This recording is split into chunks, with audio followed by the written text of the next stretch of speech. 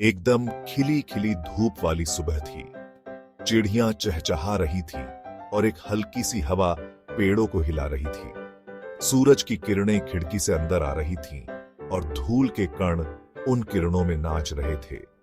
यह दृश्य बहुत ही मनमोहक था, जैसे किसी चित्रकार ने इसे बड़ी बारीकी से बनाया हो। सुबह की ताजगी और शांति ने मन को एक अलग ही सुकून दिया। मुझे बहुत खुशी और सुकून महसूस हो रहा था।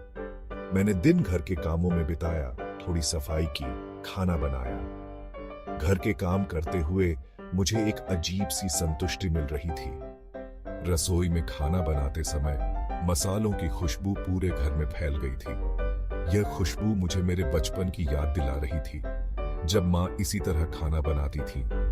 हर काम में एक अलग ही आनंद था, जैसे हर छोटी चीज में खुशी छुपी हो। एकदम साधारण सा दिन था। जैसे ही सूरज ढलने लगा, मैंने पर्दे खींचे और लैंप जला दिए। शाम का समय भी बहुत ही शांतिपूर्ण था। लैंप की हल्की रोशनी ने कमरे को एक अलग ही माहौल दिया। बाहर की हलचल से दूर घर के अंदर का यह माहौल बहुत ही सुकूनदायक था। यह समय मेरे लिए बहुत खास था, जब मैं अपने आप से मिल पाती थी। अपने घर का जाना पहचाना सुकून मुझे मिल गया। मैंने अपने लिए एक कप चाय बनाई और एक किताब लेकर बैठ गई। चाय की गर्मी और किताब की कहानियां मुझे एक अलग ही दुनिया में ले जा रही थी। यह समय मेरे लिए बहुत ही महत्वपूर्ण था, जब मैं अपने विचारों में खो जाती थी। किताब की हर पंक्ति मुझे एक नई सोच दे रही थी और चाय की हर घूंट मुझे और भी सुकून दे रही थी। दिन भर की शांति अभी भी मेरे साथ थी। घर का यह माहौल, यह शांति, यह सुकून, सब कुछ बहुत ही खास था। यह एक साधारण दिन था, लेकिन इस साधारण दिन में भी बहुत सारी खुशियां और संतुष्टि छुपी हुई थी। यह दिन मुझे याद दिला रहा था कि खुशियां हमेशा बड़ी चीजों में नहीं होती, बल्कि छोटी छोटी चीजों में भी बहुत सारी खुशियां छुपी होती हैं। जैसे जैसे घंटे बीतते गए, घर का सन्नाटा और गहनाई टा गया। मैंने अपनी किताब खत्म कर ली और थिंका कि दूसरी किताब शुरू करूं। टेकिन एक अजीब सी बेचैनी मेरे अंदर घर कर गई थी। मुझे ठंड लग रही थी, हालांकि हवा गर्म थी। मैंने खुद से कहा कि यह सिर्फ मेरा वहम है। जब मैं रात में अकेली होती थी तो मुझे अक्सर थोड़ी चिंता होती थी, लेकिन आज रात यह एहसास और भी तेज था और गहरा था। तभी अचानक फोन की तेज आवाज आई, जिससे मैं सिहर उठी। मेरा दिल जोर से धड़क रहा था। मैंने फोन उठाया। गलत नंबर था। मैं चिढ़कर फोन रख दिया, लेकिन वह बेचैनी अभी भी थी। मैंने उस एहसास को दूर भगाने की कोशिश की। मैंने रेडियो ऑन कर दिया, इस उम्मीद से कि संगीत की आवाज इस खामोशी को दूर भगा देगी। लेकिन वह एहसास बना रहा। मेरे पेट में एक बेचैनी की गांठ सी बंध गई। रेडियो पर बज रहा संगीत अचानक बंद हो गया और खड़खड़ाहट होने लगी। मैंने भौहें सिकोड़ते हुए डायल घुमाया। तभी मैंने उसे सुना, एक फुसफुसाहट सी आवाज, जैसे हवा में कोई आवाज बहकर आ रही हो। ऐसा लग रहा था जैसे वह आवाज मेरी खिड़की के ठीक बाहर से आ रही है। मेरा खून कोल्डा पड़ गया। मैंने सांस रोककर ध्यान से सुना। फिर से वही फुसफुसाहट, धीमी और स्पष्ट, जिससे मेरी रीढ़ की हड्डी में सिहरन दौड़ गई। मैंने खुद को हिलने के लिए मजबूर किया। खिड़की तक गई और बाहर देखा। रात का अंधेरा घना था और ठंडी हवा खिड़की के शीशों पर हल्की हल्की धुंध जमा रही थी। बाहर का दृश्य धुंधला और रहस्यमय लग रहा था, जैसे कोई अनजानी ताकत मुझे घूर रही हो। स्ट्रीट लाइट की वजह से लंबी डरावनी परछाई पड़ रही थीं। ये परछाई किसी भूतिया कहानी की तरह लग रही थीं, जैसे किसी ने जानबूझकर उन्हें वहां रखा हो। हर परछाई में एक अनजाना डर छिपा था, जो मेरे दिल की धड़कन को और तेज कर रहा था। मेरा दिल जोर से धड़क रहा था। मैं अंधेरे में किसी को ढूंढने लगी। हर कोने में मुझे कुछ छिपा हुआ महसूस हो रहा था, जैसे कोई मेरी हर हरकत पर नजर रखे हुए हो। मेरी सांसें तेज हो रही थीं और मैं हर छोटी सी आवाज पर चौकन्नी हो रही थी।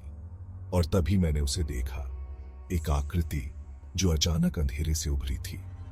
उसकी उपस्थिति ने मेरे रोंगटे खड़े कर दिए। एक चेहरा, पीला और हड्डियों वाला, मुझे घूर रहा था।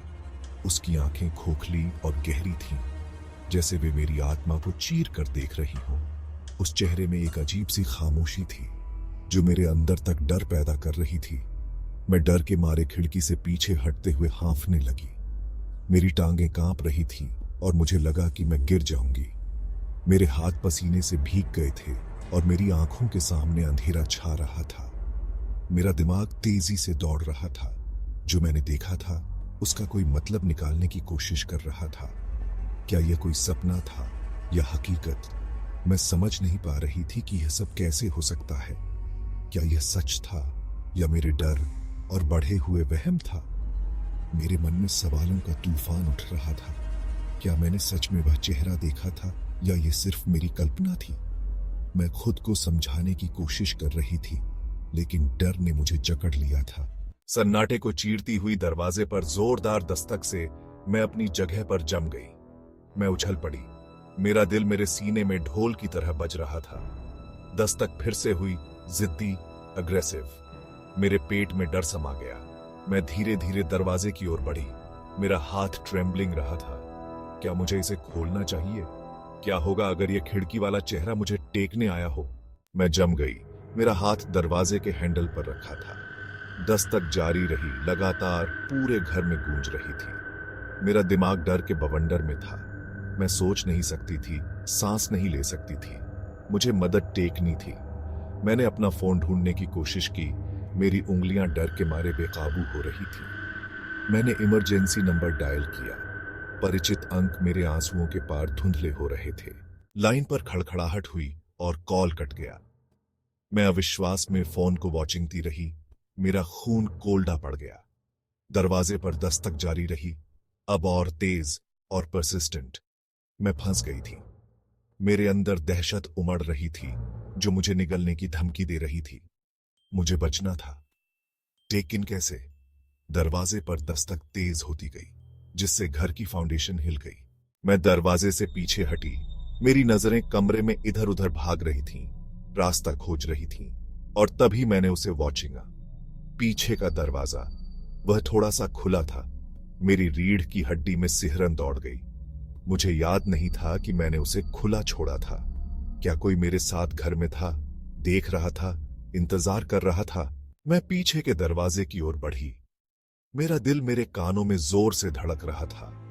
हर कदम के साथ मुझे ऐसा महसूस हो रहा था जैसे कोई अदृश्य शक्ति मुझे रोकने की कोशिश कर रही हो। मेरे हाथ कांप रहे थे और मेरी सांसें तेज हो रही थीं। दरवाजे का हैंडल ठंडा और कठोर था, जैसे कि वह भी मुझे चेतावनी दे रहा हो कि आगे बढ़ना सुरक्षित नहीं है।